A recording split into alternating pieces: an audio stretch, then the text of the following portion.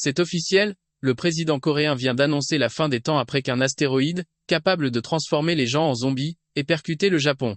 L'apocalypse se déchaîne, semant une panique générale. Personne ne sait quoi faire ni où aller, à l'exception d'un type, qui, lui, est plus que paré à toute éventualité. Il possède son propre refuge dans un autre monde, et attend ce moment pour démolir du zombie depuis une éternité.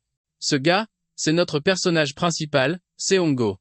Il y a quelques mois, Seongo et ses potes jouaient à Sora, le jeu de survie en réalité virtuelle le plus hardcore jamais inventé. Le jeu était si punitif et exigeant que la plupart des joueurs ont tout simplement lâché l'affaire.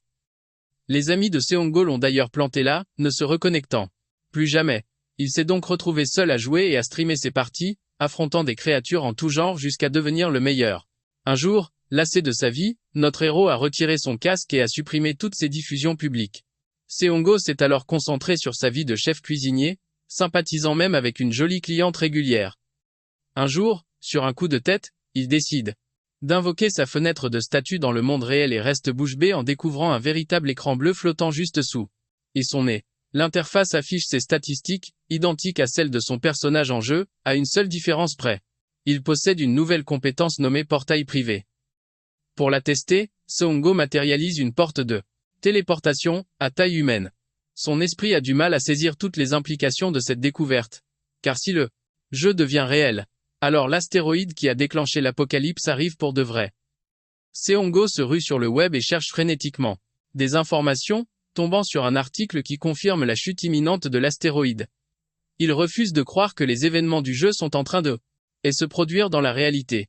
Notre gars fixe le portail devant lui. D'un côté, il a la confirmation de l'astéroïde, et de l'autre, cette porte qui prouve que quelque chose d'anormal se trame. Hésitant, il se demande s'il devrait vraiment oser franchir le pas. Sans pouvoir, sans copine, sans projet ni argent, il envisage sérieusement de mettre un pied de l'autre côté. Finalement, après réflexion, il attrape la louche la plus proche. Il l'insère prudemment dans le portail pour tâter le terrain. En la retirant, il découvre de la terre et réalise que le portail ne mène pas à un des donjons du jeu.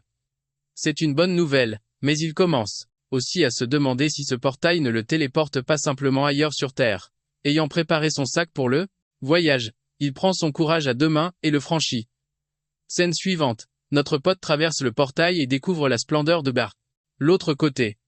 Un paysage sauvage, sans la moindre trace de civilisation à l'horizon. La première chose qui le frappe, c'est à quel point il fait froid par rapport à d'habitude. Sans aucun réseau sur son téléphone, le gars comprend qu'il est coincé dans une sorte de zone isolée, complètement inaccessible. Pour faire simple, notre ami est dans une sacrée panade s'il reste bloqué ici. Dégainant un marqueur, il dessine un 0 sur un tronc d'arbre. C'est en fait une technique plutôt maligne de sa part pour s'assurer de ne pas se perdre durant son exploration. Il se met alors à marcher, encore et encore, jusqu'à l'épuisement. La forêt semble s'étendre à l'infini. Et juste au moment où le type espérait un peu d'action, une créature l'observe de très près. Instantanément, cette chose a surgi tel un prédateur, faisant bondir le cœur de notre héros. Par chance, il ne s'agissait que d'un majestueux cerf de la vallée, et non une créature assoiffée de sang. Fait notable, le système a instantanément identifié cette bête singulière, confirmant que ce lieu est bel et bien déconnecté du monde terrestre. Créature l'a dévisagé un instant avant de s'éclipser sans un bruit. Bon, on ne s'attendait pas à ce qu'elle engage la conversation, mais vous comprenez l'idée. Même notre protagoniste trouve étrange que cette bête se soit carapatée si vite. Le point positif, c'est que le cerf n'était pas hostile. Toutefois, les choses pourraient sérieusement se gâter s'il tombait sur des singes ou des sangliers enragés. Autre détail croustillant, le cerf de la vallée n'a jamais figuré dans le jeu sur A. Dès son arrivée, il a eu cette intuition fulgurante que ce royaume obéissait aux lois de la survie. Dégainant une lame, il progresse, prêt à faire face à n'importe quelle menace qui oserait se montrer. Jusqu'ici, il refusait d'admettre la réalité d'un cataclysme sur le point d'anéantir l'humanité. Mais alors qu'il était prêt à baisser les bras, il l'a trouvé. Son regard s'est figé sur la pomme de soleil éclatante, un fruit mystique qu'il attendait sur l'arbre. D'abord, il hésite, est-ce vraiment une bonne idée de croquer dedans? Puis il se lance, et ressent une transformation instantanée. Le système lui signale que son endurance est restaurée, tandis que son corps s'illumine d'une lueur dorée. Ces effets sont en tout point identiques à ceux du jus de pomme de soleil qu'il buvait dans le jeu. Avec Cette preuve irréfutable, notre héros est désormais certain que quelque chose de terrible se prépare. Le gars a aussi failli mettre le pied dans des déjections de gobelins, ce qui prouve qu'il doit redoubler de prudence.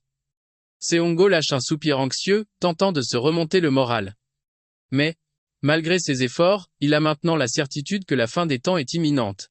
Après avoir, il fait l'expérience des effets du portail, il l'a franchi en sens inverse pour retourner dans son monde.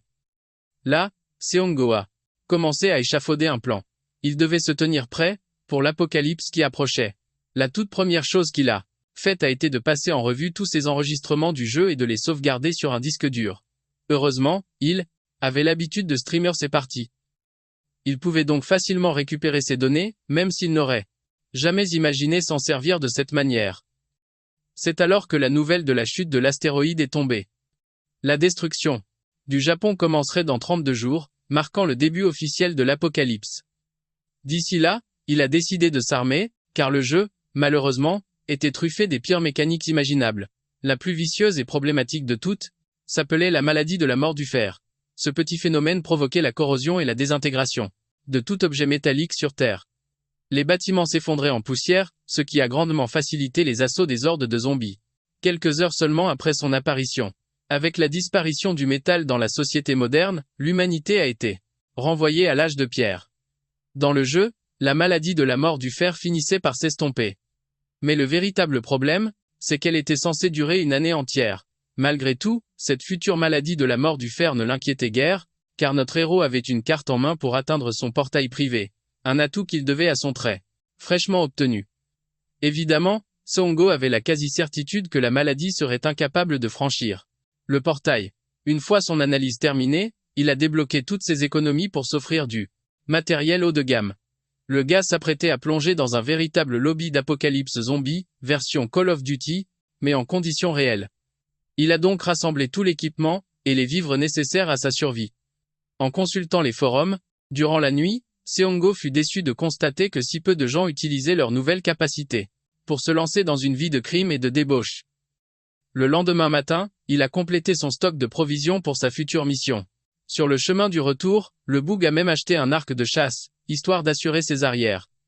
C'est en plein milieu de ses préparatifs qu'il a eu une révélation. Seongo s'est dit qu'il en faisait peu, être trop, qu'il s'emballait et agissait de manière précipitée. Il s'est tout de même rassuré en se disant que, même s'il se trompait, il pourrait toujours récupérer son investissement un jour. Ses emplettes matinales achevées, il est rentré chez lui et a placardé une pancarte fermée sur la devanture de sa boutique. Seongo était absorbé dans ses pensées quand il entendit soudain une voix l'interpeller. Une jeune femme, digne de Solo Leveling, s'inquiétait de voir la boutique fermée. Il lui a répondu que c'était simplement pour des travaux, ce qui l'a amené à se demander s'il avait fait fortune et touché le jackpot. Seongo a rapidement coupé court à la conversation, prétextant qu'il avait du travail, mais elle l'a soudainement retenu, tentant de lui poser une question. Cependant, la jeune fille a fini par être embrouillée et n'a pas réussi à formuler sa demande, préférant tourner les talons. Seongo, intrigué par sa question, bien qu'il aurait pu facilement la presser de parler, a préféré retourner à ses occupations. Une fois à l'intérieur, il s'est juré de prendre les choses au sérieux et de se concentrer sur ce qui comptait vraiment. Le pote a littéralement décidé d'ignorer les distractions futiles et de se mettre au vert pour de bon. Il a ensuite ordonné l'ouverture du portail, tout en réfléchissant à son véritable style de jeu. On pourrait le qualifier de stratège ou de tacticien, le genre de personne qui adore utiliser des stratégies pour venir à bout de chaque situation. Il n'était pas du genre à foncer tête baissée et compter avant tout sur son intelligence. La raison en est d'ailleurs assez simple. Dans ce monde, il existe une manière complexe d'améliorer ses statistiques. On ne les obtient pas simplement en montant de niveau. Il faut les mériter en chassant et en explorant. À l'heure actuelle, notre héros se trouve dans l'autre dimension, en train de parfaire sa maîtrise de l'arc. Manifestement, n'ayant jamais reçu la moindre leçon, le gars se forme grâce à des tutoriels YouTube. Seongo adopte la bonne posture, prend sa visée et se prépare à tirer.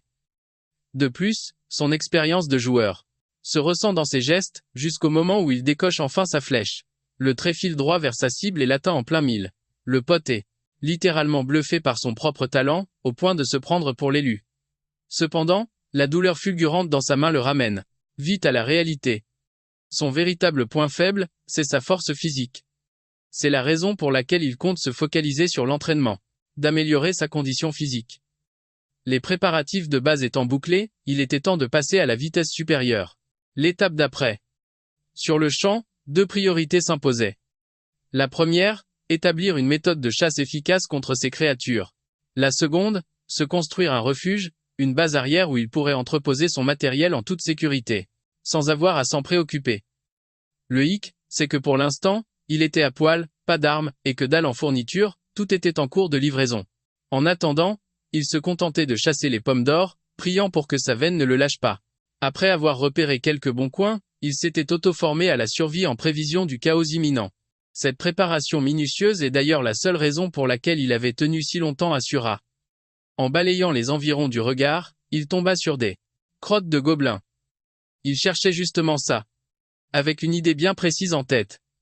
Car il y a un truc à savoir sur les gobelins, c'est qu'ils se déplacent toujours en bande. Le fait de ne trouver qu'un unique étron fumant par terre, et je pèse mes mots, lui souffler qu'un spécimen isolé traînait dans le coin. Tel un Sherlock Holmes de la fiente, Seongo analyse l'offrande et en déduit que le gobelin doit être un paria. Il se dit que cette créature pourrait bien être son ticket d'or. Il doit absolument le pister, coûte que coûte. La nuit tombée, sa traque du gobelin solitaire se poursuivait.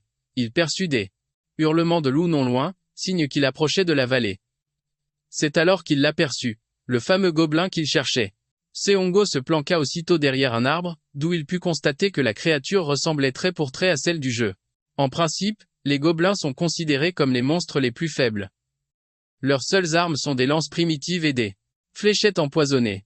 Ils ont la sale réputation de prendre un malin plaisir à mutiler et à faire souffrir leurs victimes. C'est précisément pour cette raison que notre ami a opté pour une arme à distance, un arc, comme premier équipement. À première vue, le gobelin semble âgé et mal en point. Il ne porte aucune arme. Ni une ni deux, Seongo dégaine son arc. Il sait que s'il garde son sang-froid, il peut en finir avec cette créature. Au moment où il décoche, la flèche filée se plante dans le bras du gobelin, le transperçant de part en part. Seongo visait la tête, mais il se satisfait de ce premier coup au but. Profitant de cet avantage, il tente d'armer un second tir. Mais le gobelin lui jette une pierre avec une telle force que son arc est projeté loin de ses mains. Seongo comprend alors qu'il fait face à un gobelin, aguerri et vétéran. Les deux adversaires préparent alors leurs lames pour le corps à corps. Le combat final entre Esjin et Bairo peut commencer. Oh merde, attendez. C'est pas la bonne histoire, ça. Bref. Seongo fonce, son couteau en avant, et tente de lacérer le flanc du gobelin. Mais la créature, pleine d'expérience, esquive et frappe violemment la rotule de notre héros. Le combat bascule au sol, où Seongo réussit à plaquer le gobelin, le retournant sur le dos. Dans cette position, il a clairement l'avantage. Seongo empoigne sa lame et l'enfonce de toutes ses forces dans le torse de la créature, qui pousse un cri d'agonie. Finalement, la lueur dans ses yeux s'éteint. Sa première élimination est un succès, et Seongo gagne des points d'expérience grâce à ça. Il a du mal à réaliser ce qu'il vient d'accomplir. En inspectant les alentours, il repère de la poudre de guacam et de l'huile végétale juste à côté. Dans le jeu, le mélange de ces deux ingrédients permet de créer une pommade. Mais avant tout, il devait se dépêcher de creuser. Il serait bien trop risqué de laisser ce corps. Laisser pourrir le gobelin dehors est risqué, car le groupe pourrait le trouver et remonter jusqu'à ses congénères. Mais l'abandonner n'est pas une option, car il se transformerait en une abomination nommée Rampandos. C'est alors que Songo aperçoit une paire de truites rouges non loin. Le cœur de Seongo se glace, il comprend qu'il est piégé. Au moment où il détourne les yeux, il croise le regard du plus effroyable oursibou qui le fixe. Flashback avant cet instant critique. Retour à l'époque où Seongo était streamer. Durant ses lives, il avait compilé une montagne d'informations sur le jeu. Certains de ses abonnés faisaient même des dons pour qu'il explore les moindres recoins de l'univers du jeu. Seongo avait été très méticuleux, décrivant son expérience passée avec les gobelins et les kobolds. Éviter les Rampandos était crucial, mais cette forêt abritait deux des créatures les plus redoutables du jeu. Il s'agissait des loups-garous et des oursibous. Ces derniers sont des créatures territoriales, dont l'existence même régule l'équilibre de l'écosystème monstrueux. En se remémorant cette période, une douce chaleur envahit le cœur de Seongo. Il se souvint de ce certain Bull Sangmon, qui l'encourageait toujours. Les autres viewers étaient parfois plus excentriques. Comme ce type, le chien qui aboie, qui ne pouvait s'empêcher de taper waf dans le chat pour une raison obscure. Étrangement, Seongo se demande pourquoi de si heureux souvenirs lui reviennent maintenant, alors qu'il fixe l'incarnation De l'horreur absolue? La créature qui s'apprête à mettre un terme à son existence. Seongo refuse d'accepter la réalité. C'est comme si sa mémoire lui criait de se concentrer. Il met à profit chaque seconde pour échafauder un plan. Il sait que les oursibous sont d'une férocité inouïe, déchiquetant tout ce qui se dresse sur leur passage. Le fait que la bête soit immobile suggère qu'elle n'est pas poussée par la faim. Mais ce qui le préoccupe le plus, c'est qu'ils ont pénétré le territoire de la truite rouge. En pesant tous ces facteurs, Seongo réalise qu'il n'existe probablement qu'une seule et unique issue pour se sortir de ce cauchemar. Reprenant ses esprits, il se rappelle que dans sa tête, il est toujours le grand Kimbaboa, même si son corps n'est que l'humble enveloppe de Kang Seongo. Serrant les mâchoires, il défie le monstre, une ultime déclaration de sa volonté de survivre. La créature le toise, puis déchaîne sa première attaque terrifiante. L'oursibou est un chasseur nocturne hors pair, mais sa plus grande faiblesse reste la lumière crue du soleil. Ayant mémorisé ses schémas d'attaque dans le jeu, il sait précisément ce qu'il doit exécuter pour s'en sortir vivant. Se calant sur le rythme de l'assaut de la bête, Seongo esquive son coup de griffe avec une perfection millimétrée. En même temps, il cherche comment créer un éclat de lumière pour pétrifier le monstre. Dans un élan de vitesse, il escalade le bras massif de la créature, avant de dégainer une lampe de poche et de l'aveugler à bout portant. Le choc est si violent que même un prédateur comme l'oursibou se retrouve totalement désorienté. Fondu au noir, et la scène change. Notre héros gît dans son lit, tiré de son sommeil par un réveil strident. Il doit se lever, même si son corps est complètement en vrac après la nuit précédente. Seongo s'était tout simplement effondré en rentrant chez lui. Son ultime souvenir, une course désespérée pour sa survie, juste après avoir aveuglé le monstre. Le destin, parfois, a un sens de l'ironie bien particulier. En effet, à peine échappé à un gobelin, il était tombé nez à nez avec un oursibou. Le jeune homme en a plus qu'assez de ses enchaînements. Épuisé, il tente de se relever pour trouver de quoi manger, mais s'effondre lourdement, comprenant que ses jambes sont complètement à plat après un tel sprint. Par chance, il lui reste ses pommes d'or de l'autre royaume. Seongohan. Il saisit une et croque dedans, sentant aussitôt son endurance se régénérer grâce à ses pouvoirs. Finalement, il se sent plus vivant que jamais, et songe à s'offrir un vrai repas pour reprendre des forces. Mais après s'être remis d'aplomb, notre héros finit par tomber sur Tuju Janjin. Elle était simplement venue déjeuner dans un autre restaurant, leurs chemins se sont croisés par pur hasard.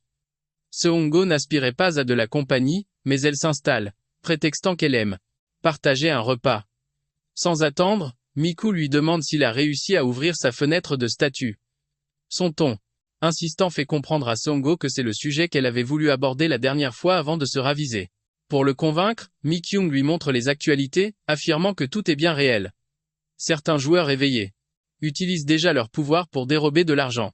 Seongo est interloqué par sa franchise et son audace de poser une question si directe. Il choisit de mentir, prétendant que rien n'est apparu pour lui. La vérité, c'est qu'il pense qu'il est plus sage de laisser les autres dans l'ignorance. Pour commencer, sa capacité est purement stratégique et non offensive. C'est un atout qu'il vaut mieux exploiter seul plutôt que de le partager avec n'importe qui. Pour l'heure, sa propre sécurité est loin d'être assurée. S'il venait à dévoiler ses cartes à cette jeune femme, qui sait ce qu'elle est vraiment? Les conséquences pourraient être désastreuses. Pour lui, c'est une sage précaution. Néanmoins, notre homme est curieux de l'intérêt prononcé de Mi-kyung pour la question de l'éveil. C'est alors qu'elle le surprend. Hésitante, elle avoue lui avoir menti. Seongo devine qu'elle a de bonnes intentions et la rassure, lui disant qu'elle n'est pas obligée de se confier. Il l'encourage, ajoutant qu'il n'est jamais trop tard, avant de rentrer chez lui peu après. Une fois chez lui, ses colis sont enfin arrivés. Les articles qu'il avait commandés étaient là, le soulageant du souci des provisions. Il a entreposé le plus gros de ses affaires sur le toit, ne gardant que l'essentiel au deuxième étage. Durant ses préparatifs, il a rassemblé tout un arsenal d'équipements pour la mission du jour, notamment des masques à gaz et des combinaisons de protection. Pour sa prochaine incursion, notre garçon a un objectif précis, dénicher un endroit adéquat pour en faire une base secrète. Il lui est impératif d'établir un refuge, d'où l'utilité de la hache. En franchissant le portail, Seongo tient déjà une première piste dans sa quête de planques. Il avait découvert par hasard une caverne de gobelins alors qu'il traquait l'un d'eux. Se remémorant l'emplacement, il retourne sur les lieux et la retrouve sans peine. C'est un refuge idéal, un endroit parfait pour mettre ses plans à exécution. Toutefois, il doit d'abord identifier le type de créatures qui y ont élu domicile. Seongo inspecte donc les alentours. et découvrent de minuscules empreintes de kobolds menant à l'intérieur. En réalité, c'est une trouvaille qui se fête, car ces STZT, créatures, ne posent généralement aucun souci. Setongo était arrivé préparé, avec une stratégie pour s'occuper de tous les monstres de bas étage pour commencer.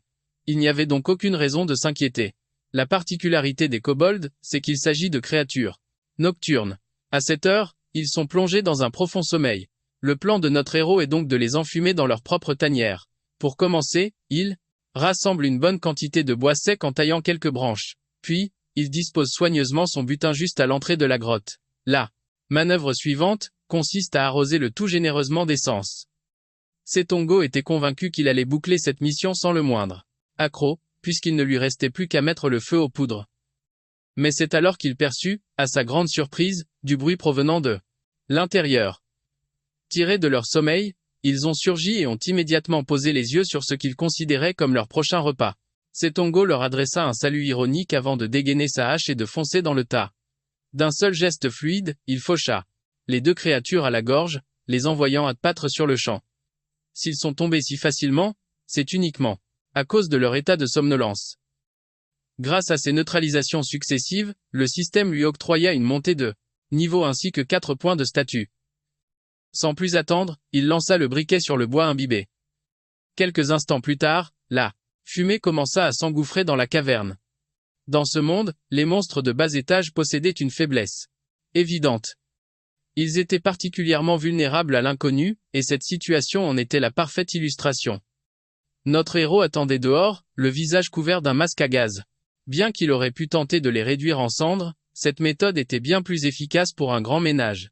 Les kobolds assoupis se réveillèrent en panique et se précipitèrent dehors pour échapper au piège. Setongo avait délibérément choisi cette stratégie, pour les affaiblir, et semer la confusion dans leurs rangs. Dès leur sortie, son objectif était de profiter de leur état de faiblesse pour les achever sans délai. Bien qu'il s'attendît à voir sortir au moins 5 d'entre eux, Setongo fut stupéfait de n'en compter que 4. C'était bien différent de leur groupe habituel. De 7 individus. Prenant pour cible l'un des kobolds, Setongo le mit hors jeu, annonçant qu'il n'en restait plus que 3. Les 3 survivants se ruèrent sur lui, tentant une attaque désespérée. Mais notre héros les attendait de pied ferme, sa hache prête. Ce gars enchaînait les frappes circulaires avec son arme, les fauchant un par un. Un autre kobold tenta sa chance, mais la puissance dégagée par le coup fatal l'aveugla à bout portant. Avant qu'il n'ait pu esquisser le moindre geste, Setongo l'aida à se séparer de sa tête. Ne restait plus qu'un seul survivant, leur chef, qui tremblait de tous ses membres. Les rôles s'étaient inversés, il était devenu le chasseur, et il annonça sa propre fin, promettant de faire bon usage de leur tanière. Le carnage prit fin, laissant un Setongo épuisé, mais victorieux. Son manque d'endurance était son véritable talon d'Achille pour le moment, même si ces créatures avaient été faciles à vaincre. Curieusement, les statistiques du système ne différaient en rien de celles du jeu, y compris la section des malus liés à l'état d'épuisement. Le fait que les points de statut n'augmentent pas après la montée de haut niveau était également identique. Cependant, gagner des niveaux finirait par lui débloquer des articles dans la boutique. C'était donc un avantage en soi. Pour l'instant, le plus grand bénéfice était de pouvoir disposer d'un espace privé rien qu'à lui.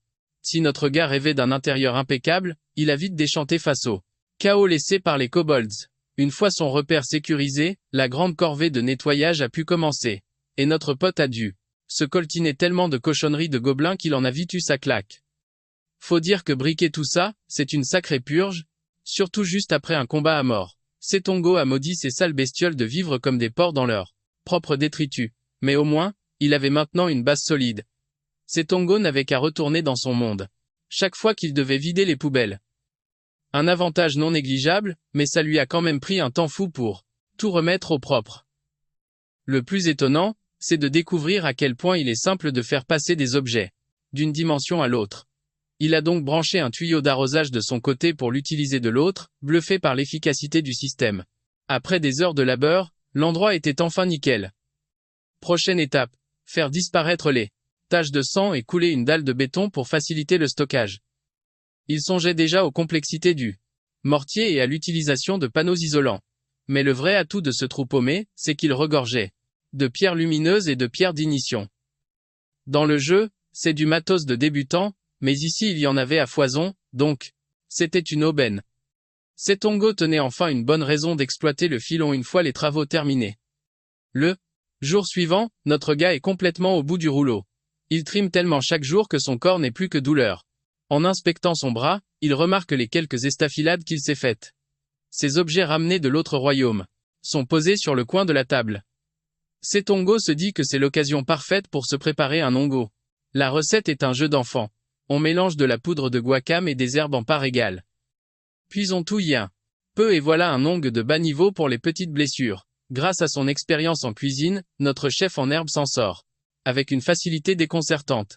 Le simple fait d'appliquer la mixture sur son bras lui donne le sentiment de progresser. Cependant, Setongo est vite dérangé à l'idée de devoir en fabriquer encore et encore. Il envisage l'option d'améliorer ses stats en se concentrant sur les bases, mais d'un autre côté, il met tellement sa vie en jeu qu'il pourrait y passer avant même l'arrivée de cette satanée apocalypse. Et même si ce serait d'une ironie mordante, il ne veut pas courir ce risque et songe à utiliser une arme plus fonctionnelle, comme un pistolet. C'est alors qu'une idée lui traverse l'esprit. Il y a forcément quelque chose qu'il peut exploiter. En dehors de la quête principale du jeu, il y a son histoire personnelle, son background. Mais la grande question est de savoir si ce passé aura un quelconque impact sur l'apocalypse qui approche. Se basant là-dessus, Setongo rassemble ses esprits, espérant que les événements de son histoire se produiront bel et bien, car ils pourraient lui être profitables au-delà de toute imagination. Fort d'un nouveau plan, notre homme grimpe sur le toit pour récupérer les matériaux de construction qu'il a commandés. Il ouvre le portail et un gars commence à balancer ses sacs de l'autre côté, un par un. Une fois cette tâche accomplie, il est allé chercher le reste du matériel avant de redescendre au premier étage. Là, alors qu'il s'apprêtait à déplacer une pile de cartons, c'est à ce moment précis que la jeune femme refait donc surface. Seongo commence à se demander si elle ne devient pas un peu trop familière à son goût. Notre gaillard lui dit les choses franchement, ce qui la met visiblement dans l'embarras. Il la rassure en prétextant être débordé par des travaux. Elle semble gober son histoire. Ce qui la chiffonne vraiment, c'est son absence pour sa coupe de cheveux habituelle. Un rendez-vous qu'il n'a jamais manqué tous les 3 mois. Seongo s'en souvient, et réalise qu'une nouvelle coupe est effectivement indispensable pour la mission d'exploration qui l'attend. Il plaque donc tout et se rend à son salon. Là-bas, notre héros a des allures de vedette. Il lui demande de tout raser, la fameuse coupe qui impose le respect. Bien que surprise, elle s'apprête à exécuter sa requête. Ce qui la frappe surtout, c'est de constater à quel point la carrure de Seongo s'est développée. Franchement, entre nous, quelle fille remarquerait un truc pareil? Il lui explique qu'il s'entraîne, pendant que Mi-kyung aborde le sujet de la fenêtre d'état, ce système lié à la survie dans le jeu. Les éveillés sont ceux qui ont participé au jeu au moins une seule fois. Pendant qu'elle parle, il fait l'innocent et opine du chef, mais il la questionne aussi, l'air de rien, sur l'origine de ces informations. C'est alors qu'un individu couvert de tatouages déboule dans le salon, annonçant qu'il vient chercher des renseignements. Ironie du sort, ce type a déjà affronté Seongo par le passé, mais uniquement lors d'une compétition en arène. Notre héros bout de rage en découvrant que ce guignol est sa fameuse source. Le type à la crinière blonde lui explique qu'un certain joueur a effacé ses diffusions pour garder toutes les informations pour lui seul. S'ensuit un moment de malaise intense, car l'intrus annonce fièrement qu'il tente de dénicher l'adresse réelle de ce joueur. Seongo est plus qu'intrigué par cette mystérieuse personne. Inak balance alors le nom, Kimbab Joa, qui n'est autre que le pseudo de Seongo. La situation devient critique. Notre gars comprend que des gens sont activement à ses trousses. L'intrus met la pression sur la coiffeuse pour qu'elle rejoigne leur équipe. Dans sa tête, Seongo trouve toute cette mascarade complètement ridicule. La seule raison pour laquelle il a supprimé ses vidéos, c'est par pure déception. Il n'a jamais eu une seconde pour songer à un quelconque avantage personnel. Bref, cet Inak est un monsieur je sais tout qui brasse beaucoup d'air. Il va même jusqu'à insulter Seongo pour avoir abandonné tout le monde sans rien publier de ses sessions, ignorant totalement que le type qu'il traque est assis juste en face de lui. Seongo se demande si toute la communauté réagit de la même manière. Cela le pousse à s'interroger. Devrait-il vraiment changer de stratégie et commencer à partager ses informations? C'est alors que notre héros se lève. Il se dresse pour affronter Inak, lui reprochant d'avoir gâché sa coupe de cheveux en plein milieu de la séance. Inak tente de jouer les caïds, mais Seongo le toise avec un regard glacial, lui ordonnant de déguerpir sur le champ, s'il ne veut pas subir une nouvelle humiliation. Intimidé, le petit malfrat quitte le salon, tandis que la jeune femme lui lance un au revoir. Mi-kyung est visiblement soulagé. La voyant encore secouée, notre héros lui demande son numéro. Uniquement parce que il est persuadé que ce bouffon pourrait réellement représenter une menace pour elle. De retour chez lui, notre gars a l'allure d'un mannequin. Sa première action est de se pencher sur son propre pseudonyme et de lancer une recherche d'informations sur le forum. Ce qu'il y découvre est alarmant. Le forum entier est un déferlement de haine et d'injures à son encontre, qui déferlait sur lui.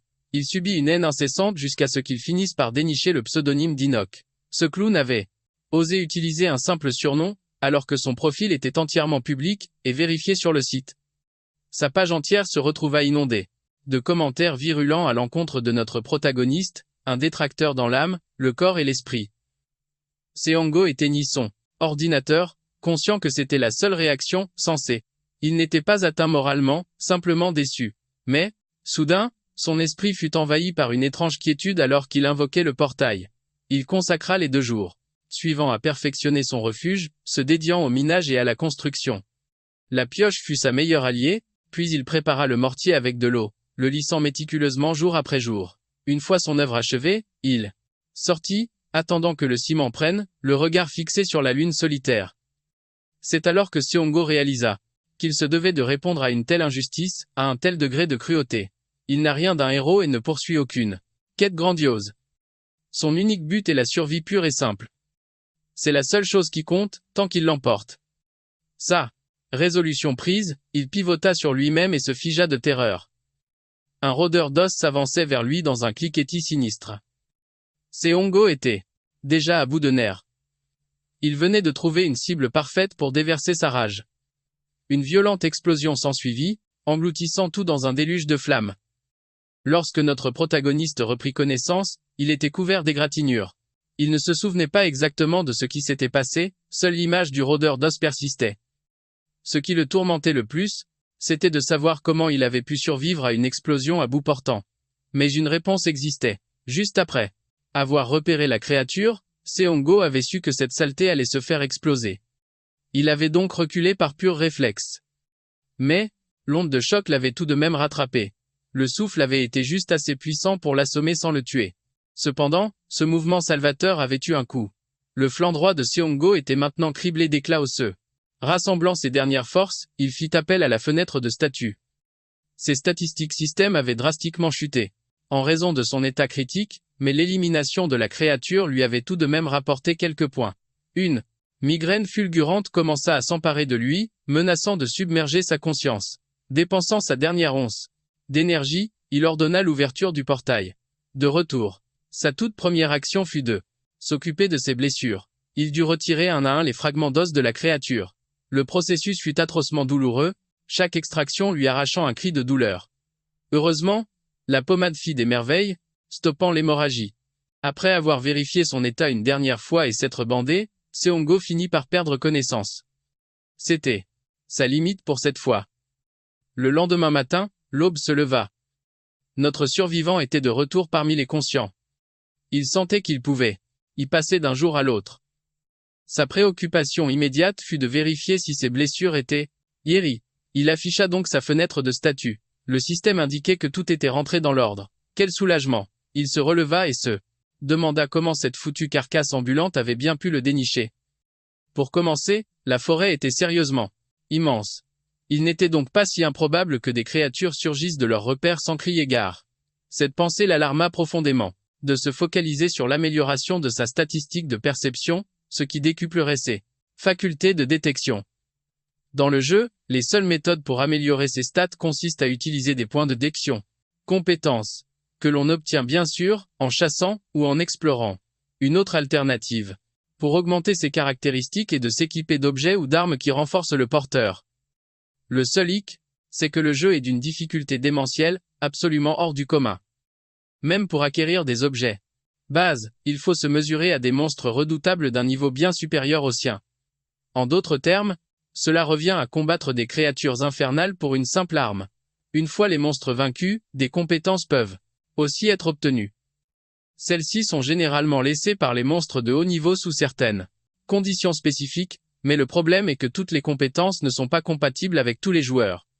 Alors maintenant, il se demande s'il existe un moyen sûr pour lui d'obtenir des objets qui améliorent ses stats. Il décide alors de se replonger dans Le lore du jeu, les histoires de fond qu'il a déjà explorées. Celle-ci se déroule avant la chute des astéroïdes sur Terre. Cela implique qu'en visitant ces lieux, il pourrait obtenir des objets uniques avant même le début de l'apocalypse. Ce n'est cependant qu'une hypothèse, une simple théorie de jeu. Le problème pour Tongo, c'est qu'il devra aussi affronter des créatures encore plus puissantes pour y parvenir. Il consacre les heures suivantes à éplucher les informations du passé et découvre l'existence de 3 lieux clés où se sont déroulés ces événements. Le vaisseau russe, le H-Gobelin, et un troisième. L'incident de l'ORC de Manri est le plus accessible. D'après les archives, l'ORC a été découvert le 26. Il devra donc s'y rendre le 25 pour le débusquer en avance. Sa prochaine mission étant fixée, notre héros saisit son téléphone et s'aperçoit que Mick Jom l'appelle à cette heure tardive. La scène suivante nous montre les 2 attablés dans un café. Elle prend de ses nouvelles, et lui demande pourquoi il porte une chemise à manches longue en pleine canicule. Il doit à tout prix dissimuler ses blessures, et réalise que cette femme est bien plus perspicace qu'elle n'en a l'air. Elle suppose qu'il est encore secoué par l'incident du magasin, mais il nie en bloc. Elle est soulagée de l'apprendre et lui confie ses craintes. Tongo lui rafraîchit la mémoire sur l'hiver dernier, quand cet individu semait le chaos avec une dépanneuse modifiée illégalement. Il s'en prenait ensuite au plus faible. Pour faire simple, c'est une véritable ordure. Miku est abasourdi par cette révélation, n'ayant jamais rien su de tel sur cet homme auparavant, mais notre héros la conjure de se tenir à l'écart de lui. Tongo lui demande alors sans détour la raison de son invitation. La charmante jeune femme se penche alors à son oreille et lui révèle qu'elle est en réalité une éveillée. Tongo ne comprend absolument pas pourquoi elle vient de lui confier une information aussi confidentielle. Jouant le jeu avec naturel, il feint d'être jaloux de ne pas avoir eu cette chance. Elle se sent coupable de lui avoir menti, mais il la rassure en lui disant que ce n'est rien. Mettant un terme à leur rencontre, il se lève pour s'en aller. Tongo est ravi d'être en possession de cette information cruciale et avoue que ses paroles l'ont réconforté. Avant de partir, il lui laisse un dernier mot. Laisse entendre qu'elle est à fond dans le jeu de survie, et qu'elle compte bien le poncer.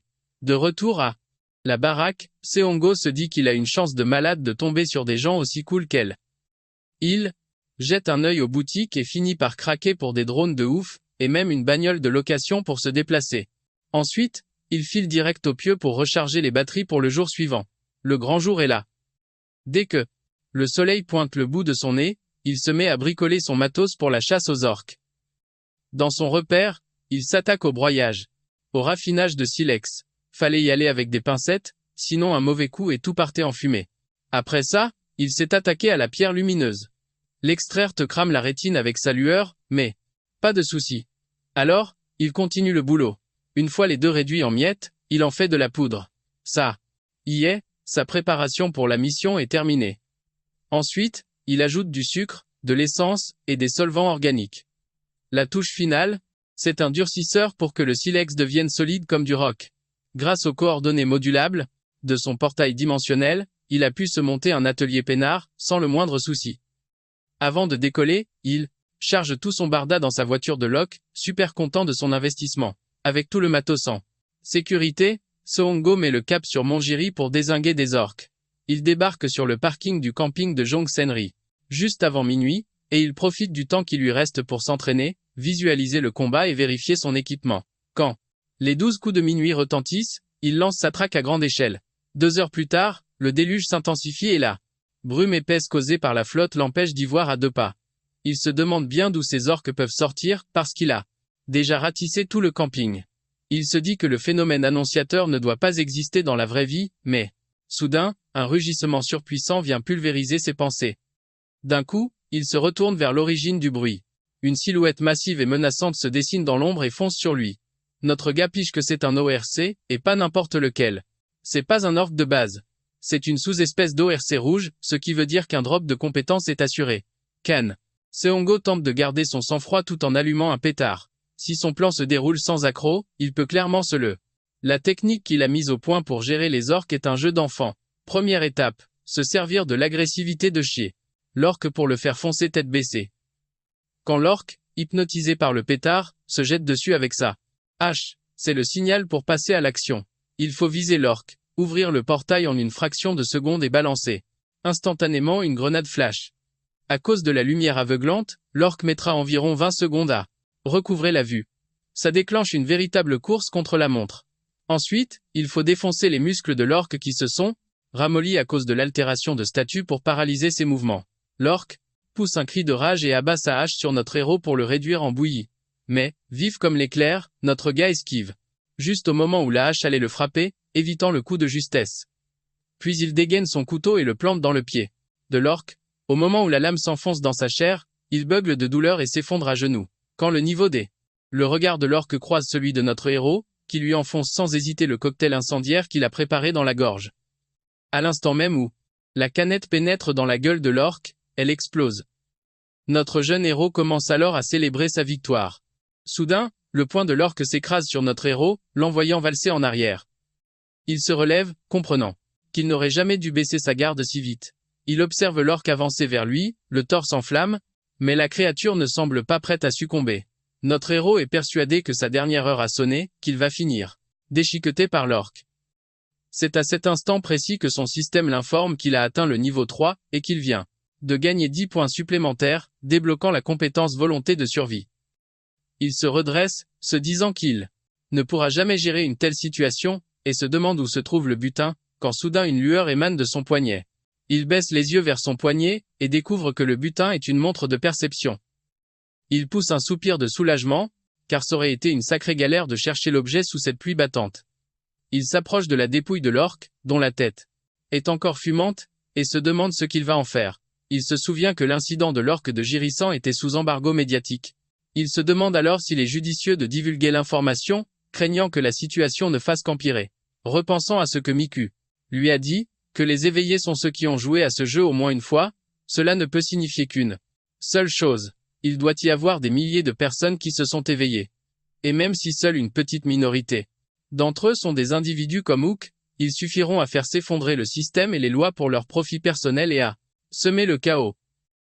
Pour l'instant, son plus grand problème est de ne pas pouvoir laisser le cadavre de l'orque à l'abandon. Sinon, il se transformera en une abomination et commencera à s'en prendre aux gens dès demain. Soudain, une idée lui traverse l'esprit. Et si lui-même pouvait devenir un zombie? Même en étant un éveillé, il pourrait potentiellement se transformer s'il était infecté par les spores. Il ne sait plus quoi faire, incapable de prendre une décision. Il ouvre le portail, songeant aux rares survivants.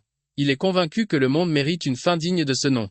C'est pourquoi notre héros se met à creuser une tombe pour l'orque qu'il vient d'abattre. Il s'épuise rapidement et se demande comment il parviendra à y faire entrer le corps de l'orque.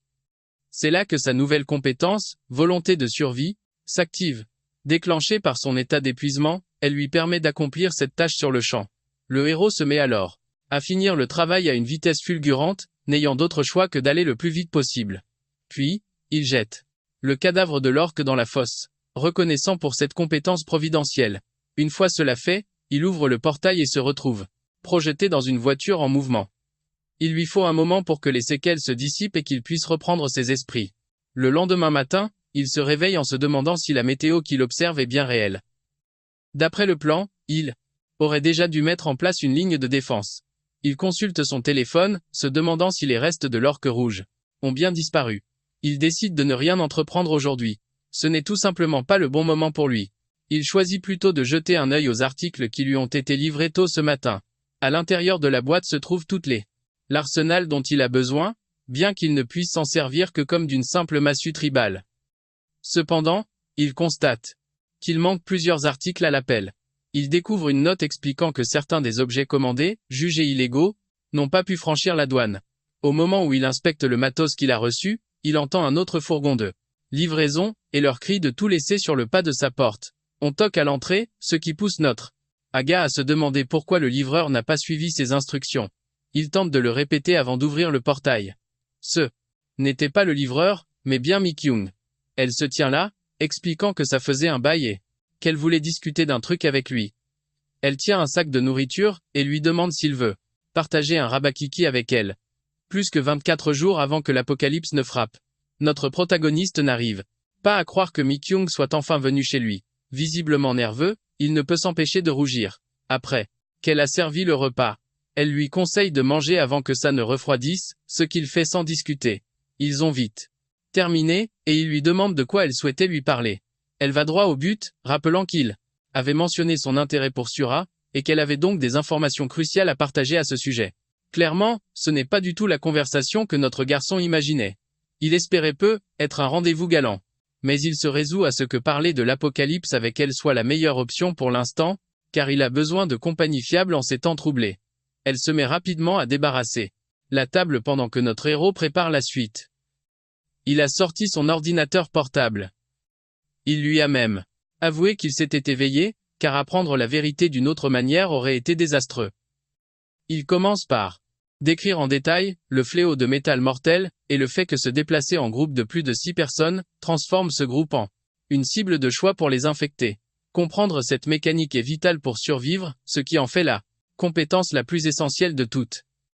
L'unique but du jeu est de rester en vie.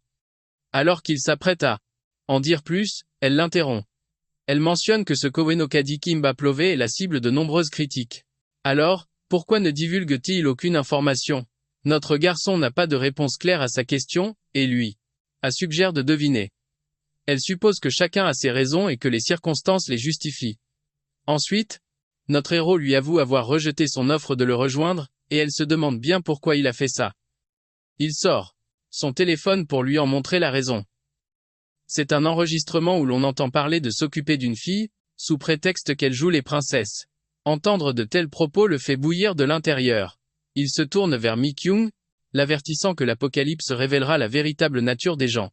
Notre héros lui a le conseil de ne faire confiance à personne, mais elle le surprend en lui proposant de former une équipe ensemble. Notre gars reste sans voix, incapable de formuler une réponse. L'un de ses objectifs personnels est d'atteindre le niveau 10 et de débloquer le tir avant la fin du tutoriel, ce qui soulève un dilemme. À savoir, s'il existe un système où le niveau des monstres qui réapparaissent change constamment. Si elle l'accompagnait, elle connaîtrait la plus atroce des morts. Il eut un rire nerveux, se demandant quelle serait sa réaction s'il se transformait en zombie. Elle le rassure, affirmant qu'elle s'en sortirait très bien et active sa capacité spéciale pour se téléporter près de la table à manger. Elle se vante de son pouvoir, qu'elle a baptisé clin d'œil. Elle n'aurait qu'à esquiver s'il venait à la mordre un jour. Surpris par son don, il l'avertit de ne pas l'exposer à n'importe qui, mais elle rétorque qu'elle lui fait entièrement confiance. Avec un éclair de génie, elle suggère qu'il formerait une équipe du tonnerre, à condition de ne pas finir eux-mêmes en zombies. Un peu plus tard, posté près des arbres, il songe à la simplicité déconcertante avec laquelle il a érigé les clôtures. La première étape a été d'enfoncer les poteaux de soutien dans le sol pour les planter solidement. Il a ensuite enroulé le fil de fer barbelé tout autour, le fixant fermement. Après quoi, il a installé des capteurs infrarouges à des points stratégiques, et le tour était joué. Il contemple le travail accompli, se félicitant et se disant qu'une telle besogne mériterait bien au moins un point de dextérité. Seongo se remet en selle, terminant le mortier pour consolider le mur de défense. Il décide ensuite de s'attaquer au déplacement des colis. Après un bon moment d'effort, toutes les caisses sont enfin déplacées. Alors qu'il évalue la suite des opérations, un frisson le parcourt et il éternue. Il prend conscience que le monde extérieur va devenir glacial, et qu'il lui faudra vite un abri. Il doit donc impérativement réfléchir à des contre-mesures. Notre héros observe l'entrée de la grotte et en conclut qu'un simple rideau ne suffira pas, il doit y construire une véritable porte. À chaque nouvelle tâche, sa liste de corvées. Il ne fait que s'allonger. Plus tard, il fait une halte dans un atelier de menuiserie pour fabriquer et acheter divers matériaux. Sur le chemin du retour, il repère les lieux qu'il pillera durant les 5 heures précédentes. La propagation de la funeste peste métallique. En pleine planification, il est interpellé par Young-jun, qu'il n'avait pas vu depuis une éternité. Ce dernier, gérant de salle de sport, divorcé, et père d'une petite fille, n'a pas l'air dans son assiette. Notre protagoniste déchiffre son expression, et elle n'annonce rien de bon.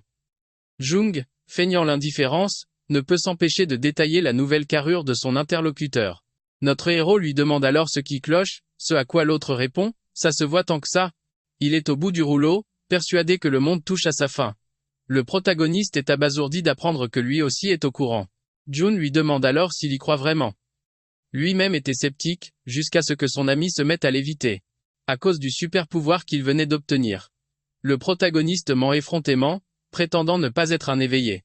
Le gérant du gymnase soupire, déçu de ne pas en être un non plus. Il explique que son ami est maintenant parti à une chaîne de télévision pour monnayer son don. L'homme fait alors signe à notre héros de s'asseoir près de lui, Et c'est là que notre garçon comprend que l'existence des éveillés sera bientôt révélée au grand jour. Jung change de sujet, évoquant un événement étrange qui s'est produit, la fusillade du Wedo. Seongo n'en croit pas ses oreilles. Il n'a pas consulté les actualités ce matin-là. Jun l'incite à vérifier les nouvelles, mais l'article a déjà été supprimé instantanément. Visiblement, les médias sont sous contrôle. Désormais sous contrôle. Jung détaille les derniers développements, révélant comment ils ont tenté d'étouffer l'affaire, en faisant porter le chapeau à un soi-disant déserteur. À présent, le périmètre de la fusillade est complètement bouclé. Seule l'armée et les forces de l'ordre y ont accès. Brusquement, notre protagoniste se lève, prétexte une urgence et prend la poudre d'escampette. De retour chez lui, il analyse la situation, une fusillade qui éclate juste après l'incident de l'ORC. Tout porte à croire que le gouvernement est dans le coup. Leur réaction maladroite les a trahis. Il ouvre un dossier sur son ordinateur et lance une vidéo. Notre héros est stupéfait de constater que de nombreuses personnes connaissent la nature exacte du phénomène précurseur. Il a beau avoir neutralisé l'ORC, la fusillade a éclaté précisément au même moment. En plein remue-ménage, il se demande si une taupe n'a pas vendu la mèche au gouvernement, qui tenterait de prendre les devants, en agissant dès le premier signe avant-coureur. Et peut-être qu'ils n'ont pas encore montré les crocs car ils manquent de capacité offensive. Il ignore de qui il s'agit, mais il est convaincu qu'une éminence grise tire les ficelles derrière le gouvernement. Seongo se creuse la tête pour identifier cette personne. Ses recherches l'ont mené à une courte liste de 3 joueurs vétérans. Après mûre réflexion, il a écarté la piste du créateur du jeu. Vu que ces événements transposent les mécaniques du jeu dans la réalité, il serait logique de soupçonner les créateurs d'être les antagonistes. Cependant, si ces antagonistes avaient le soutien du gouvernement, on ne l'aurait jamais laissé s'occuper de l'ORC. Il esquisse les portraits des 3 principaux suspects. Il songe au survivant numéro 1. Si sa théorie tient la route, il n'a aucune raison de partager ces informations avec les autorités.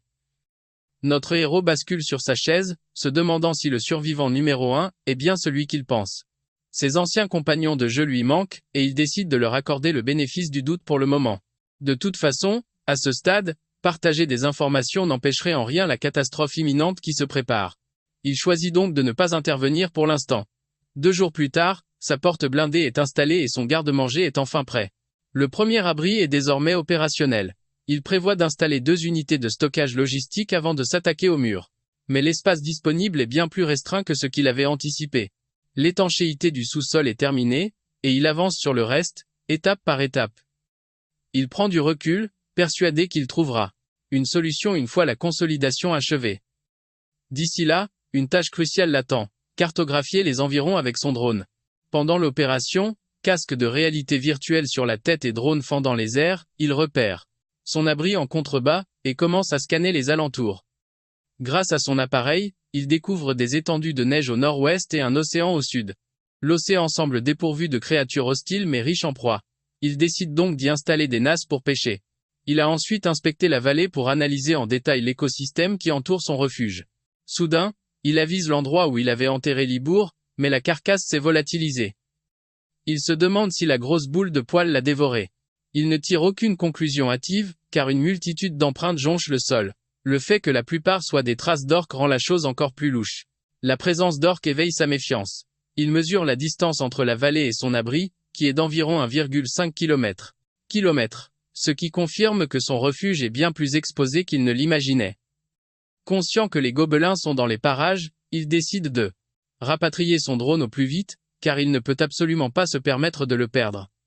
Il a réussi à esquisser une carte précise et à identifier le type de faune qui peuple la forêt.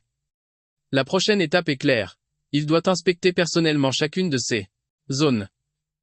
En commençant par le marais le plus proche, il espère y trouver une terre cultivable. C'est alors que, soudainement, son capteur infrarouge s'affole. Il sort, le doute n'est plus permis. Des gobelins rôdent, leurs empreintes fraîches marquant le sol.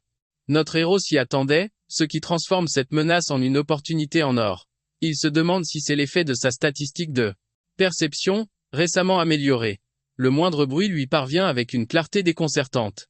Après quelques instants, il parvient à localiser les gobelins tout en restant dissimulé. L'angle pour une embuscade parfaite s'offre à lui. Il dégaine alors sa lance et frappe avec une précision mortelle, visant la tête du premier gobelin. La créature s'effondre, et notre héros est aussitôt repéré par les autres qui chargent sur lui pour l'assaillir. Mais il ne se laisse pas déborder, et se débarrasse rapidement des premiers, comme s'il s'agissait d'une simple formalité. Il en élimine 4, puis se tourne vers les 4 derniers.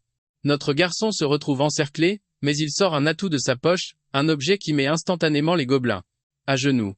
Profitant de leur vulnérabilité, notre protagoniste sort son couteau et achève le travail d'un geste rapide. Il a su exploiter l'épuisement des gobelins pour remporter une victoire si nette qu'il a lui-même du mal à y croire.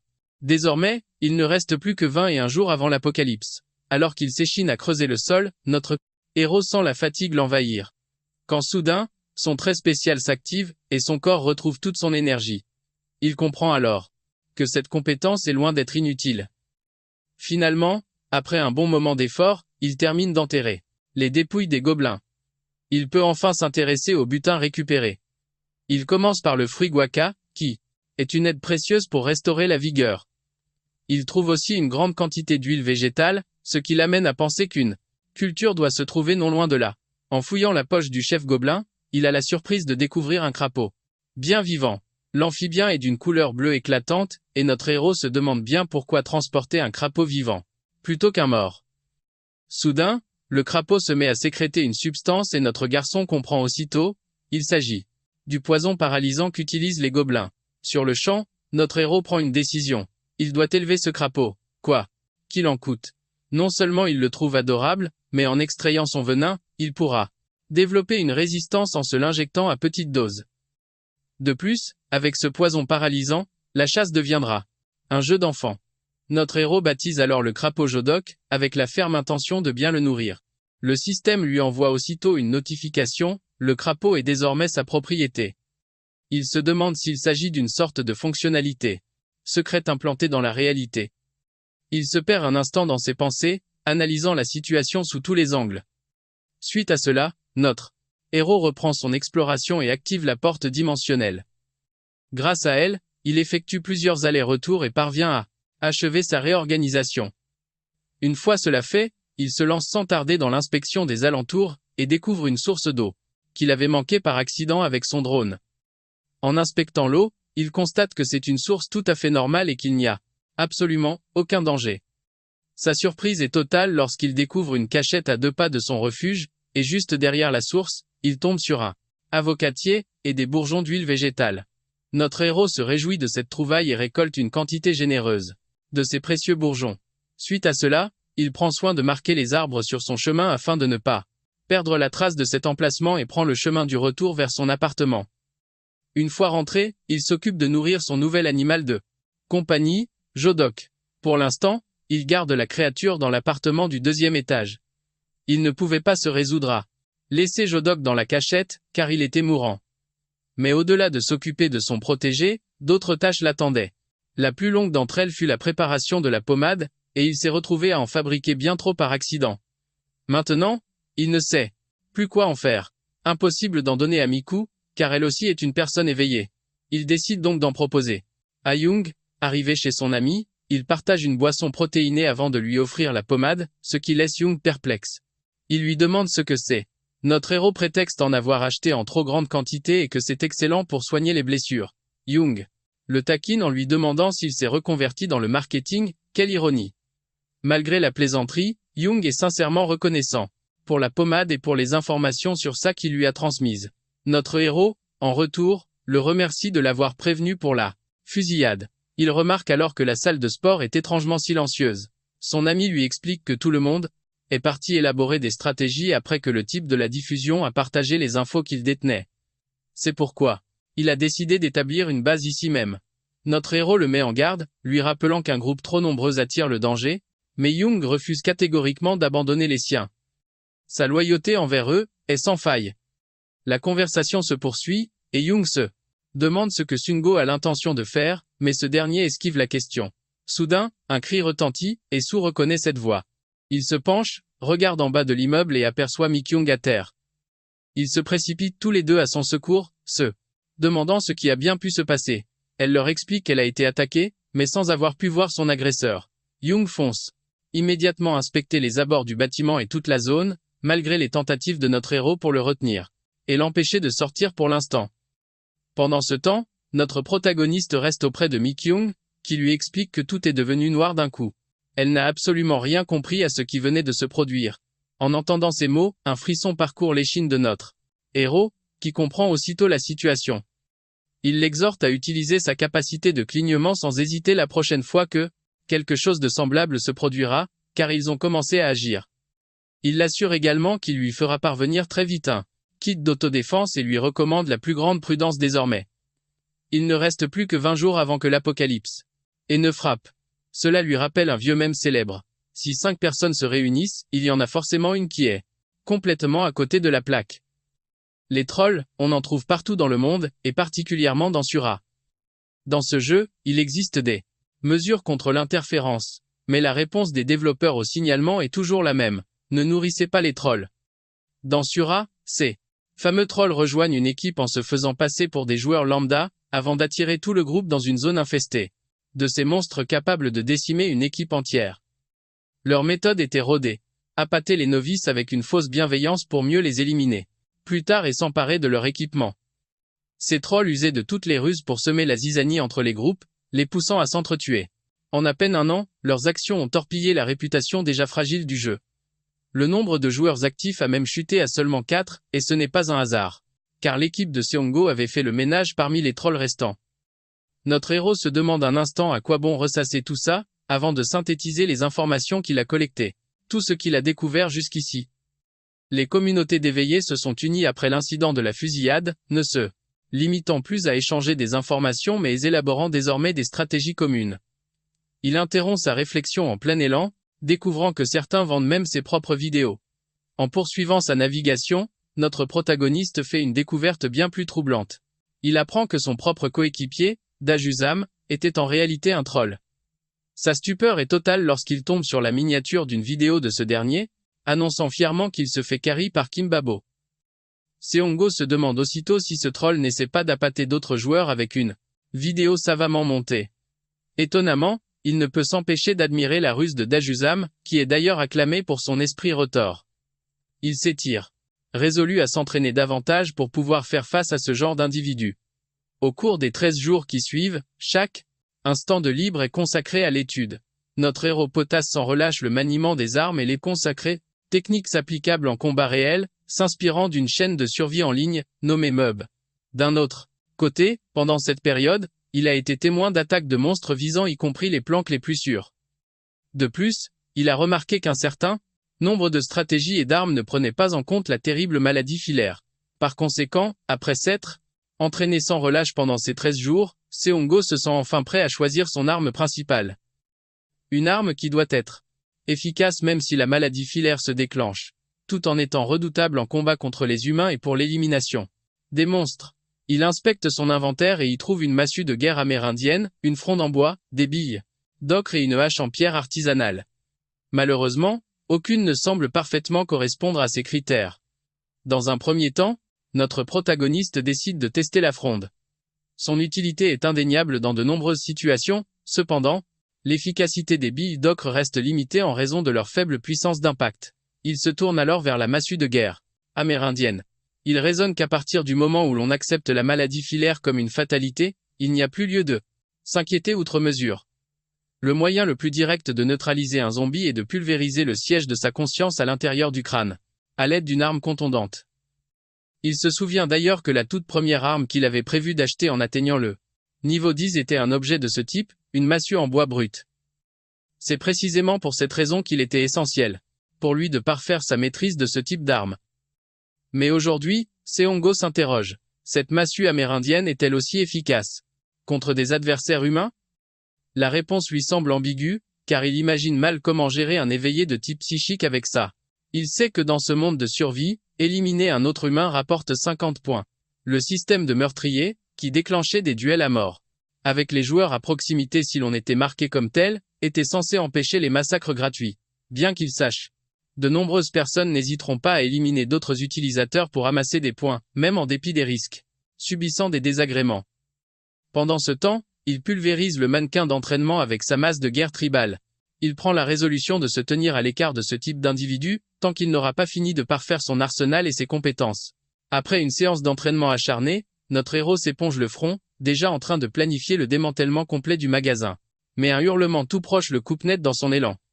Stupéfait, il se fige, se demandant si l'une des créatures s'est blessée aux abords de sa planque. Peu après, Seongo tombe sur le loup, une bête bien plus imposante que la normale. On pourrait presque le chevaucher. Le système affiche son nom, loup gris, mais en l'examinant de plus près, il constate qu'il ne respire plus. Serait-ce un loup solitaire ou une bête qui a cherché refuge près de sa cachette après une attaque? Afin d'en savoir plus, notre protagoniste entreprend d'inspecter les blessures de l'animal. Pourtant, surgissant de nulle part, un jeune louveteau lui fonce dessus. Seongo comprend alors que la louve inerte est en réalité la mère du petit, qui s'interpose courageusement pour la protéger. Il est désemparé, ne sachant comment réagir, car il ne peut se résoudre à user de la force pour l'écarter de sa mère. Saisissant une pelle, notre héros prend une décision. Il va enterrer la louve sans tarder. Tout en creusant la fosse, il songe que si cette créature était un monstre, elle se changerait en rampeur d'os. Sinon, sa carcasse attirera d'autres prédateurs. Une fois le trou prêt, il aperçoit le louveteau somnolent près de sa mère, une vision qui lui rappelle sa propre jeunesse. Et Mangshi, le chien qu'il a élevé autrefois. Délicatement, il prend le petit loup dans ses bras, lui expliquant que sa mère va dormir ici. Désormais. Il ajoute qu'il pourra lui rendre visite quand il le voudra, car il compte aménager une chatière dans la porte de l'abri. Sur ce, Seongo tend un morceau de viande au louveteau, lui promettant de veiller à ce qu'il ne manque jamais de rien jusqu'à ce qu'il soit grand. En échange, il sollicite son aide, comptant sur son flair exceptionnel. Lorsqu'il lui demande son accord, le petit loup répond par un jappement joyeux et un son doux. Notre protagoniste le baptise alors Dingo en lui tapotant la tête. Aussitôt, une fenêtre système apparaît, l'informant qu'il a réussi à communiquer avec le loup gris et que ce dernier, Dingo, est désormais considéré comme sa propriété. Il ne reste plus que 10 à 9 jours avant le début de l'apocalypse. Seongo consacre son temps à l'entraînement de Dingo. Il lui demande de répéter les exercices qu'il vient de lui apprendre. Quand notre héros lui demande la patte, Dingo la pose aussitôt dans sa main. Ensuite, le louveteau court sur commande, s'assoit, se couche et garde le silence, obéissant à chaque instruction de son maître.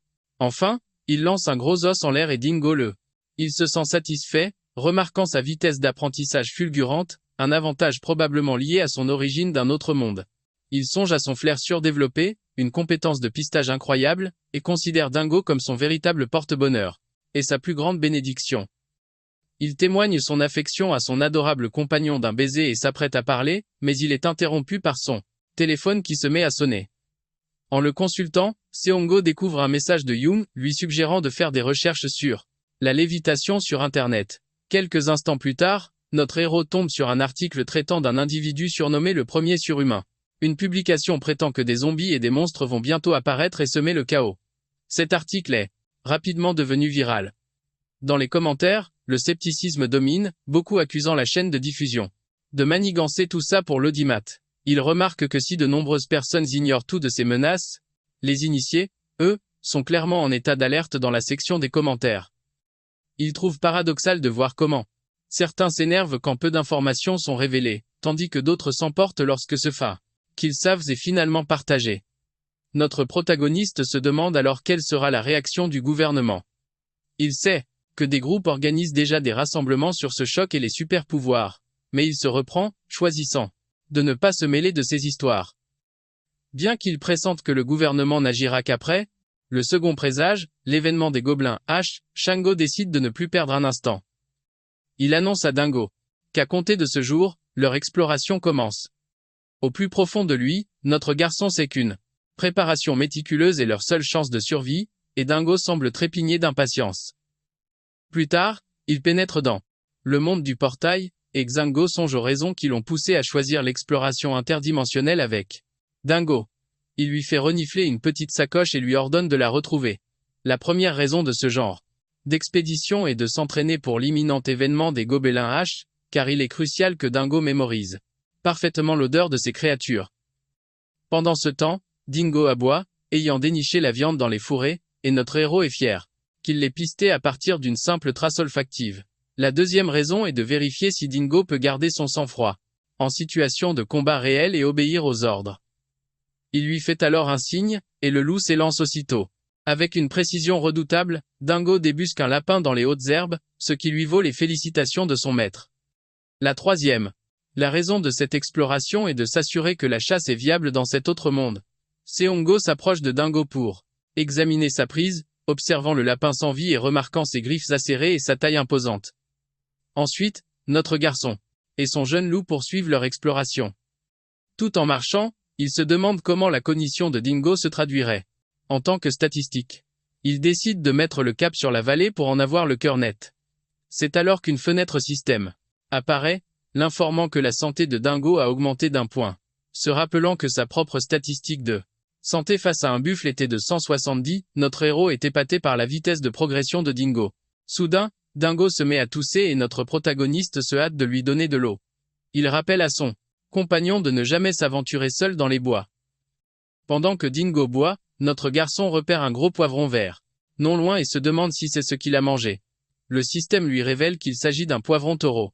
Seongo est ravi de cette trouvaille et félicite Dingo, lui promettant une montagne de friandises pour plus tard. Ils se mettent à creuser pour déterrer le poivron taureau. Enfin, ils se préparent pour leur dernière chasse de la journée. Tous deux sont assis sur des rochers, près d'un ruisseau. Cette fois, Dingo ne perçoit aucune odeur ou présence suspecte. Au fond de lui, le garçon songe que ces truites rouges, loin d'être des monstres, ne rapportent ni point d'expérience ni butin. Néanmoins, il juge crucial que le jeune Dingo gagne en expérience, une ressource inestimable. Une fois la chasse à la truite rouge achevée, notre protagoniste se résout à finaliser les préparatifs de la phase 2 avant de regagner ses pénates. Le jour suivant, une scène de désolation l'attend. Son restaurant est entièrement rasé. Le chef de chantier informe notre héros de le contacter sous 3 jours en cas de problème avec les travaux. Il exprime sa sincère gratitude aux responsables pour s'être mis à l'œuvre aux aurores. Inspirant profondément, il ne peut s'empêcher de ressentir une pointe de nostalgie en contemplant le lieu en ruine, tout en sachant que c'était un mal nécessaire. Pénétrant dans les décombres, Seongo imagine qu'après l'apocalypse, ceux qui n'auront pas succombé à la zombification s'en prendront sûrement au commerce. Il doit bien admettre qu'il agirait de la même manière. Il n'a donc aucune légitimité à s'en plaindre. Au moment où il s'attelle au nettoyage, Young surgit dans son dos, le regard balayant la pièce désormais vide. Young fait remarquer qu'il n'a conservé que le strict nécessaire en termes d'équipement. Alors que notre héros s'interroge sur la présence de Young, celui-ci lui donne une pichenette sur le front. Furieux que Seongo soit parti la veille sans même un mot. Young déclare alors être simplement venu s'assurer que Seongo était toujours de ce monde. Pendant ce temps, Dingo observe Young d'un œil glacial. Young se demande si Seongo a toujours eu un chien, mais ce dernier lui explique que son ancien compagnon est parti depuis bien longtemps. Il s'agit de mon nouveau compagnon, ajoute-t-il, ce à quoi Young répond en trouvant le loup adorable. Seongo lui demande à nouveau la raison de sa venue, et Young insiste, affirmant être seulement passé prendre de ses nouvelles. Notre héros n'en croit pas un mot. Young finit donc par avouer une autre raison de sa visite. Il admet son inquiétude, mais surtout, il révèle avoir identifié les responsables de l'agression de Mi-kyung. À cet instant, il ne reste plus que 10 à 7 jours avant le déferlement de l'apocalypse. Attablé avec Young, Seongo apprend que le groupe mené par Kim Cheol-jun, cet homme, reconnaissable à son éternel chapeau, avait en réalité Mi-kyung dans son viseur. Young précise également que le type de la dépanneuse, que notre héros ne porte pas dans son cœur, fait aussi partie de leur bande. Il désigne alors les montagnes au loin, et demande si la zone au pied de la montagne est bien celle où le projet de réaménagement a été stoppé, ajoutant que leur planque se trouve précisément là. Notre protagoniste, perplexe, se demande comment Young a bien pu découvrir tout ça. Ce dernier explique que les pièces du puzzle se sont simplement emboîtées. Il raconte que Jin Seong, un individu plutôt fuyant, est récemment apparu dans une émission de divertissement et que Young l'avait confronté directement. Jin Seong a alors révélé avoir côtoyé le groupe de Kim Cheol-jin par le passé, mais que ses membres étaient tous détestables. C'est pourquoi Jin Seong a refusé de se joindre à eux, rebuté par leur personnalité toxique. Suite à ce qui est arrivé à Mi-kyung, toutes les 20 femmes du groupe ont commencé à déserter. Interrogées sur les raisons de leur départ, elles se sont contentées de dire qu'elles avaient reçu des propositions d'autres groupes d'éveillés. Young demande alors l'avis de Seongo, et notre héros répond qu'à la différence de Mi-kyung, les autres femmes ont probablement été contraintes ou piégées pour les rejoindre. C'est alors que Young révèle soudain que leur propre groupe n'est désormais plus composé que de 4 membres, lui y compris, une révélation qui laisse Seongo sans voix. Notre gars se rappelle qu'ils étaient 20 membres il y a à peine quelques jours. Young, lui, reste évasif. Mais il pige bien que leur clan est réduit à seulement 2 éveillés. Shango a du mal à encaisser, se souvenant de tout ce qu'ils avaient fait pour eux. rendu des services à ces mecs qui ont quand même décidé de se faire la malle. Pourtant, Young reste de marbre, expliquant à notre protagoniste que c'est la loi de la jungle, tout simplement. Ces types ne pensaient qu'à leur propre peau. Pire encore, Young avoue qu'il se fait du souci pour la petite J, craignant qu'elle ne recontacte son ex-femme.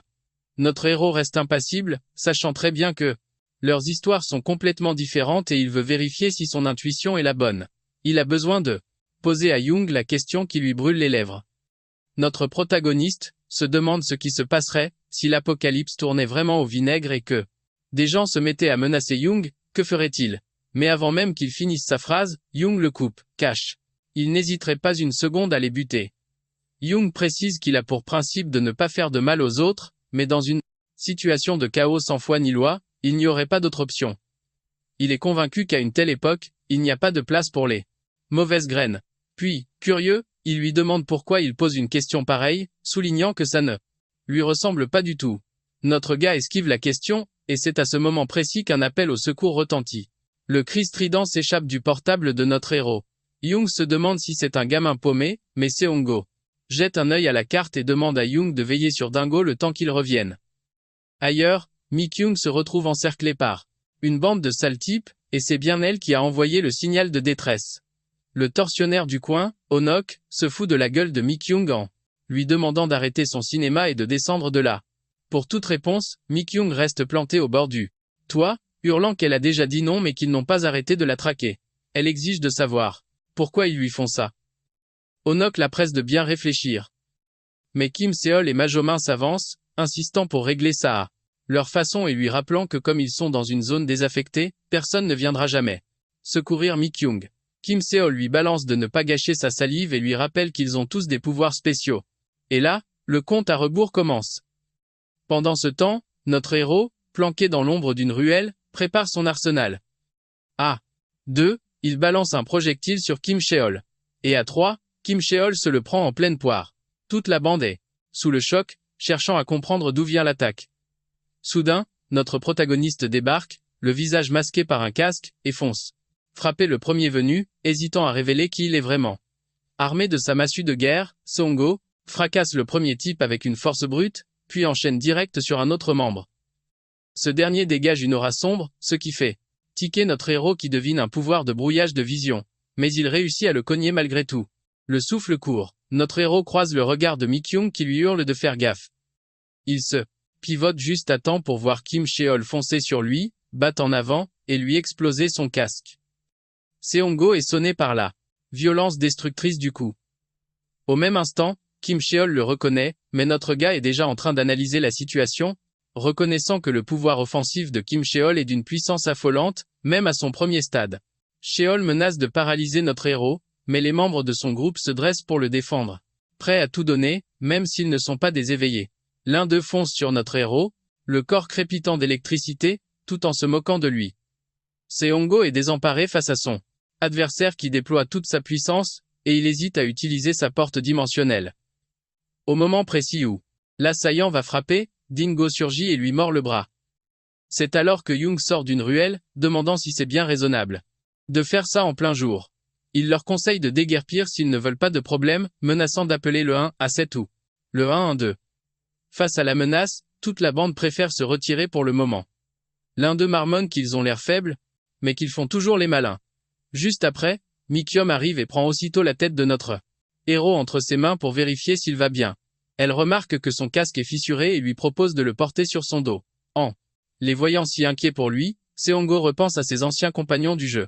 Lorsque Mi-kyung lui suggère d'aller à l'hôpital, notre protagoniste refuse, insistant sur le fait que tout va bien. Il demande ensuite à Young s'ils peuvent accueillir Mi-kyung dans leur groupe. Young répond que ça ne pose aucun problème, du moment que Mi-kyung est d'accord, et elle accepte avec joie. Sur ce, notre héros s'éclipse en disant qu'il a des choses à faire, tandis que Young et Mi-kyung se demandent pourquoi il a une réaction si étrange. Une fois rentré chez lui, notre héros se concentre pour maîtriser ses émotions et planifier la seconde phase de ses préparatifs. Son départ précipité était nécessaire. Voir Young et Mi-kyung ensemble lui a confirmé qu'il pouvait leur faire confiance et leur révéler le secret de ses capacités. Mais sa décision était déjà prise. Pour tirer le meilleur parti de sa porte dimensionnelle, Notre héros doit monter en niveau rapidement et se concentrer sur l'acquisition de compétences et le farm. L'idée de les écraser grâce à la puissance des objets résonne encore plus fortement en lui depuis son combat contre le gang de la montagne. Il réalise que s'il se prépare pour l'apocalypse comme prévu, il y vive Zima aura un écart de 3 niveaux ou plus, ce qui renforcera les monstres réapparaissant près de lui, et rendra la coopération avec ses deux amis plus difficile. Il continue donc de travailler jusqu'à terminer l'installation d'un poêle à bois dans sa planque, sachant que ça l'aidera à bien dormir la nuit. Dingo semble apprécier. Lui aussi, dormant profondément à côté du poêle. Désormais, notre protagoniste n'a plus que quelques éléments à installer avant leur arrivée, et la configuration de base de sa planque sera alors presque terminée. Déterminé, il décide de passer une nuit blanche. Suite à ça, il ne reste que 6 jours avant l'apocalypse. Un présentateur du journal télévisé informe les téléspectateurs au sujet de l'astéroïde repéré plus tôt. D'après le rapport, la HSA a annoncé que Yunjabi est entré au cœur du système solaire. La HSA surveille sa trajectoire de très près, mais la météorite a été fragmentée par la gravité de Jupiter. En réaction, le chef du département d'observation des météorites, Thomas Chandler, informe le public que les deux fragments, Yunjabi alpha et bêta, n'ont aucune chance d'approcher la Terre. Cependant, Seongo, lui, se souvient bien que, au jour J-5, soit 5 jours avant l'apocalypse, Yunjabi bêta fut le premier à chuter. Son point d'impact se situait non loin d'un navire russe en plein océan, et le tsunami qui s'ensuivit projeta le bâtiment à terre, dans le port de Ganchon. C'est de cette manière que les morts-vivants firent leur première apparition en Corée. Le présentateur des nouvelles enchaîna sur le compte-rendu de l'incident de la fusillade. Le président Jang Haka, reclus dans sa résidence depuis une semaine, a poussé les leaders de l'opposition à publier un communiqué commun, confirmant leur accord pour la tenue d'une audience. D'aucuns murmurent déjà que tout ceci est lié aux rumeurs concernant les éveillés et la catastrophe imminente. Entendant cela, le jeune homme dut se rendre à l'évidence. C'était véritablement la fin du monde. Il se dit que c'était une bonne chose que les médias se penchent enfin sur le sujet, concluant qu'il serait plus ardu pour les éveillés de manigancer leurs mauvais coups désormais. Il décida ensuite de sonder la réaction de la communauté, en ligne depuis son ordinateur. En parcourant la section des commentaires, notre protagoniste vit que les gens partageaient des avis très tranchés sur la situation.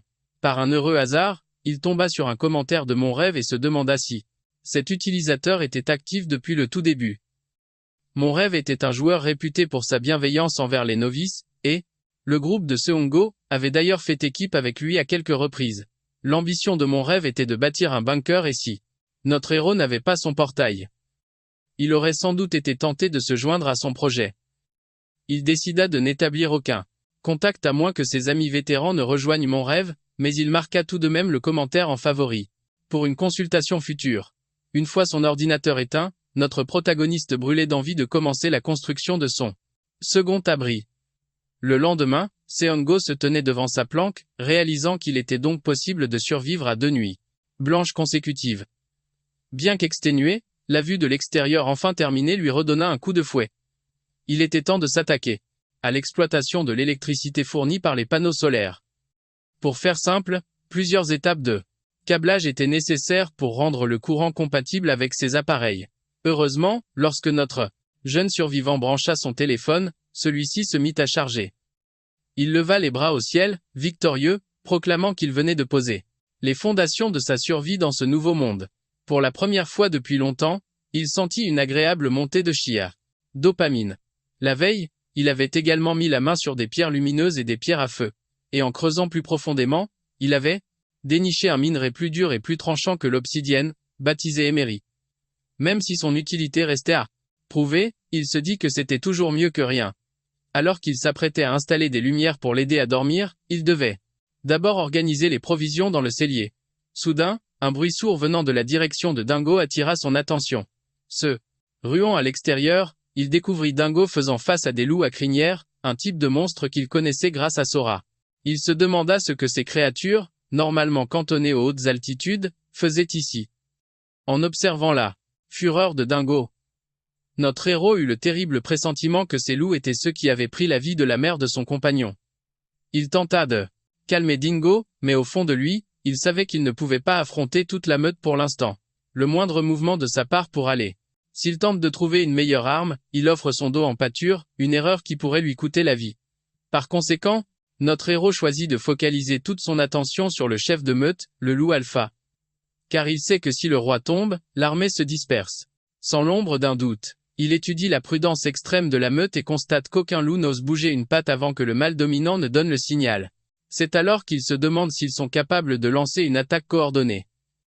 Il remarque aussi que l'odorat de ces bêtes est d'une finesse redoutable. Le moindre effluve ne leur échappe pas. Par chance, Songo a sur lui une bombe au poivre de Cayenne. S'il parvient à en asperger l'alpha, il aura une chance de le repousser loin de son refuge. Des perles de sueur froide glissent sur son front alors qu'il pèse le risque d'être mis en pièces avant même d'avoir pu esquisser le moindre geste. Comment créer une diversion pour frapper avec son spray? Soudain, un éclair de génie traverse son esprit, une stratégie qui lui semble parfaitement réalisable. Résolu à protéger la forteresse qu'il a érigée de ses propres mains, notre jeune héros se met en position. Sans une seconde d'hésitation, il projette un couteau vers le chef, mais la bête l'esquive avec une agilité déconcertante. Le prédateur bondit alors sur notre héros, mais au moment où il se jette sur lui, Shango entr'ouvre la porte et, profitant de cette ouverture, asperge la créature en plein visage. L'alpha, aveuglé et fou de rage, perd tout contrôle, et notre protagoniste lui plonge sa lame dans l'œil. Ce coup décisif provoque la débandade de la meute.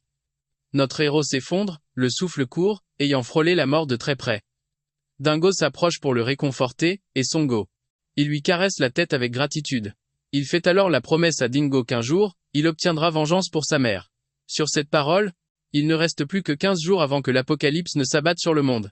Voilà, c'est ainsi que se termine ce chapitre. Merci de nous avoir suivis. À très bientôt pour la suite.